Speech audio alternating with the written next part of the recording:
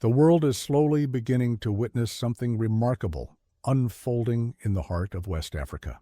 In a land too often defined by outside narratives of instability, poverty, or dependence, a different story is emerging, one that challenges conventional wisdom about what is possible for African nations when leadership is grounded in vision and people-centered policies.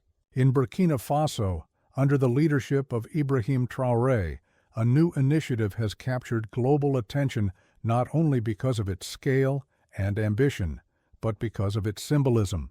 A government has decided to prioritize the dignity of its people in a way the world has rarely seen, by introducing an innovative housing project built around the idea of truck-based camper homes designed to provide free shelter to ordinary citizens.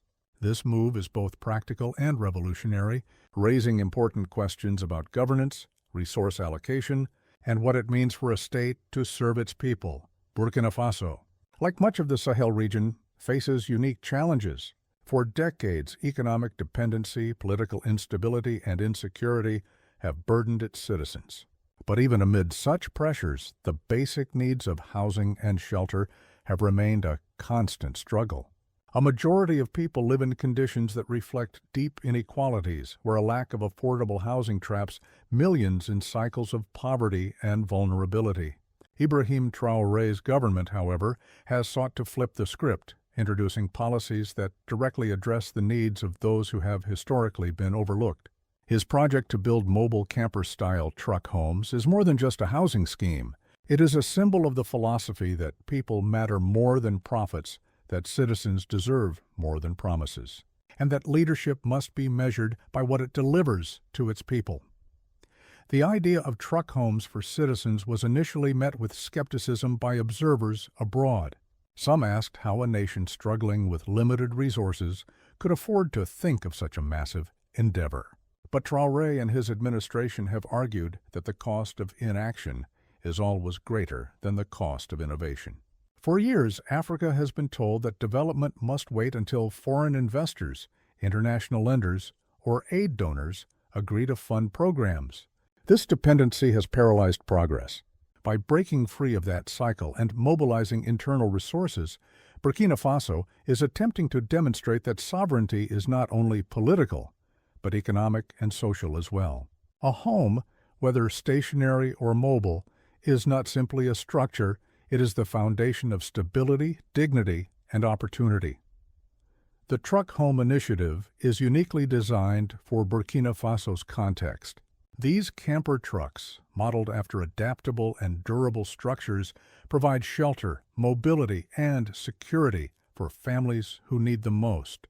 They are particularly suited to communities that face displacement due to insecurity, climate change, or poverty. By making housing mobile, the government is addressing both short-term humanitarian needs and long-term structural challenges. Instead of waiting for the perfect conditions to solve the housing crisis, the project acknowledges the urgency of the moment and provides immediate, dignified solutions. International observers have been stunned by the boldness of the project. Western governments, accustomed to seeing African leaders depend on external approval, now find themselves confronted by a leader who acts independently, guided not by global financial institutions, but by the needs of his people. Ibrahim Traoré has repeatedly rejected the notion that African progress must be dictated by institutions like the IMF or World Bank. He has criticized the debt traps that come with aid packages and challenged the idea that the West should serve as gatekeeper to development. The camper truck housing project is, in many ways, a practical manifestation of that philosophy. It tells the world that Burkina Faso will no longer wait for permission to care for its citizens. The significance of this project also lies in the psychological impact on Burkina Faso's people.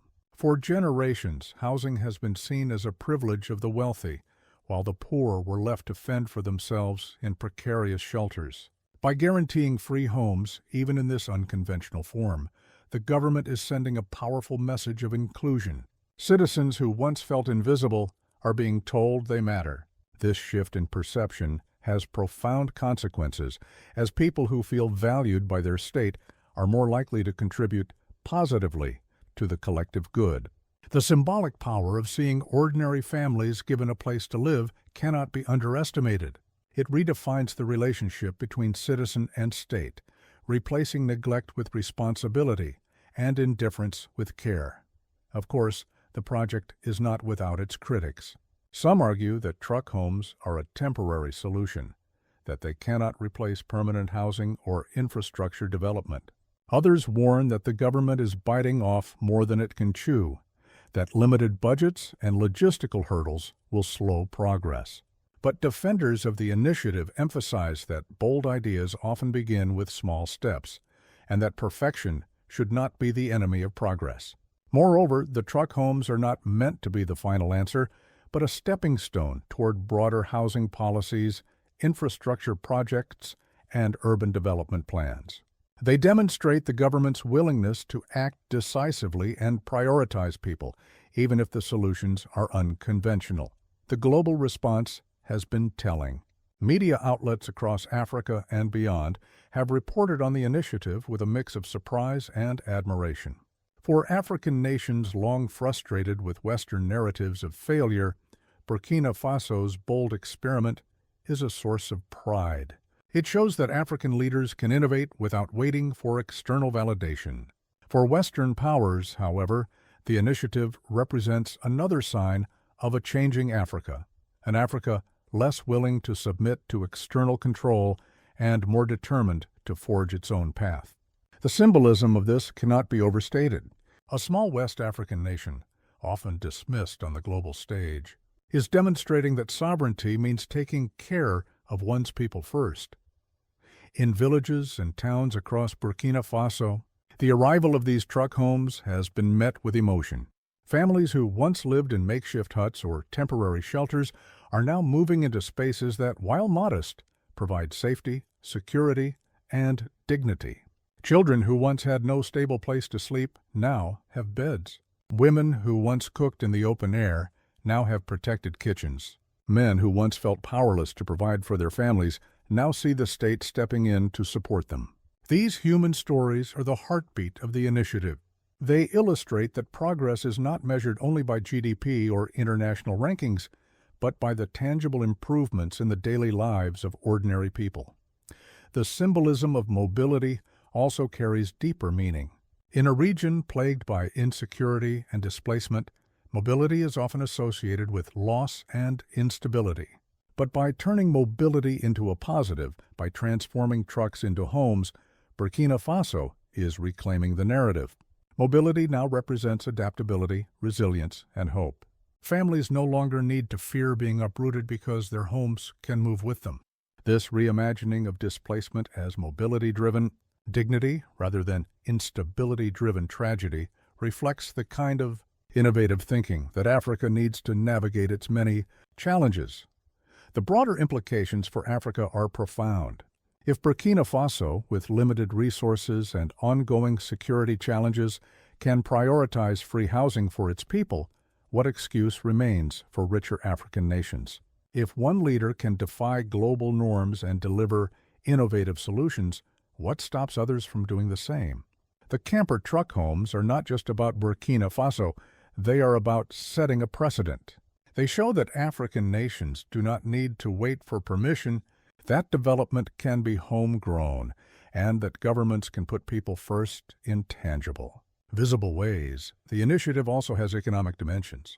By investing in the production of these homes domestically, Burkina Faso creates jobs and stimulates local industries. Metal workers, carpenters, drivers, and logistics workers all play a role in the creation and distribution of these homes. This approach contrasts sharply with the model often pushed by international donors, where aid money is tied to contracts that enrich foreign companies rather than local economies. Here, the money circulates within Burkina Faso, building skills, creating employment, and reinforcing the principle that development must be rooted in local capacity. Politically, Traoré has strengthened his position by pursuing this project. At a time when citizens across Africa are disillusioned with leadership that makes promises but delivers little, he has chosen to make bold moves that resonate with the masses. This strengthens his legitimacy not through rhetoric, but through action. Leaders across the continent are watching closely, knowing that such initiatives raise expectations among their own populations.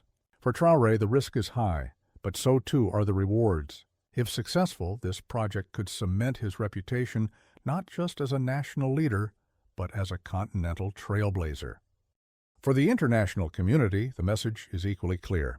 Burkina Faso will not conform to the status quo. It will chart its own path, even if that path surprises or unsettles traditional power structures. The camper truck homes are not just a social project. They are a political statement, a declaration of independence from global systems that have historically undermined African agency. They signal that Africa is entering a new era where leadership is measured not by compliance with foreign dictates, but by service to its people. The future of the project will depend on many factors: resource allocation, logistical efficiency, security conditions, and political will. But its impact has already been felt. It has sparked conversations about what is possible, redefined expectations about what governments owe their citizens, and inspired a vision of Africa that is bold, creative, and unapologetically sovereign. The truck homes are more than metal and wheels. They are symbols of dignity, resilience, and the promise of a future where Africans no longer wait for others to solve their problems, but take matters into their own hands. The story of Burkina Faso's camper truck homes is, in the end, about people. It is about children who now sleep under a roof without fear of the rain. It is about families who now sit together in spaces they can call their own. It is about communities that see their government not as a distant authority, but as a partner in their struggle for dignity.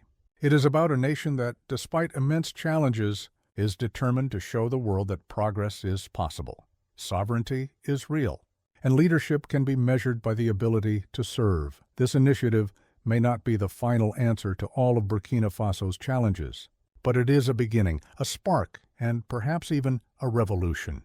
It reminds the world that Africa's future will not be dictated by those outside its borders, but built by the hands, the courage, and the vision of its people. And in that sense, the truck homes of Burkina Faso are not just homes. They are declarations of hope, pillars of dignity, and symbols of a continent on the rise.